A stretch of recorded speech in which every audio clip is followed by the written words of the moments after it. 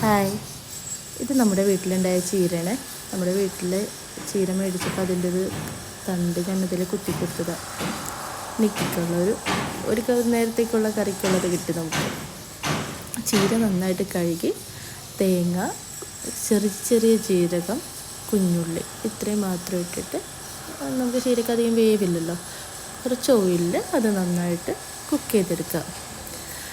ചീര മാത്രമല്ല, നമുക്കിതുപോലെ തന്നെ മുരിങ്ങയുടെ ചീര, നമുക്ക് ഇലകൾ കുട്ടികൾക്ക് കൊടുക്കുന്നത് നല്ലതാണ്. അപ്പോൾ ഇല കൊണ്ടിട്ടുള്ള എന്താണെങ്കിലും നമുക്ക് സെയിം രീതിയിൽ പ്രിപ്പയർ ചെയ്യാം. നന്നായിട്ട് കുക്ക് ചെയ്തെടുക്കുക. ഈ കുക്ക് ചെയ്ത ചീരയിലേക്ക് നമുക്ക് ഒരു ഫുള്ളായിട്ടുള്ള ഒരു മുട്ട ആഡ് ചെയ്ത് കൊടുക്കാം.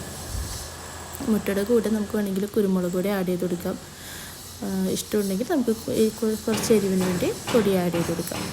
നന്നായിട്ട് രണ്ടും കൂടി മിക്സ് ചെയ്തെടുക്കുകയാണെന്നുണ്ടെങ്കിൽ ഇത് നമ്മൾ ചോറിലേക്ക് ആഡ് ചെയ്ത് കൊടുക്കുക. ചോറിലേക്ക് ആഡ് ചെയ്ത് കുട്ടികൾക്ക് കൊടുക്കുകയാണെങ്കിൽ കുട്ടികൾക്ക് ഹെൽത്തിയുമാണ്, കുട്ടികൾക്ക് ഇത് ഇഷ്ടപ്പെടുകയും ചെയ്യും. ഈ ഒരു മുട്ടയും ചീരയും തേങ്ങയും എല്ലാം വരുന്നതുകൊണ്ട് കുട്ടികൾ നന്നായിട്ടത് കഴിക്കും. ഇതെല്ലാം ഇതിനു മുമ്പ് ഞാൻ 2 വീഡിയോ ഇട്ടിട്ടുണ്ടായിരുന്നു. അത് എന്തായാലും ഇത് കാണുന്നവർ ആരെങ്കിലും ഉണ്ടെങ്കിൽ അത് മസ്റ്റായിട്ട് കാണുക. ഫുഡ് ഒട്ടും കഴിക്കാത്ത കുട്ടികൾക്കൊട്ടുള്ള റെസിപ്പിയാണ് ഇത്. എൻ്റെ കുഞ്ഞിന് 100% വർക്കായിട്ടുള്ള കാര്യമാണ്. അപ്പോൾ അതും കൂടി ഒന്ന് എല്ലാവരും കണ്ടു നോക്കുക. Okay, thank you.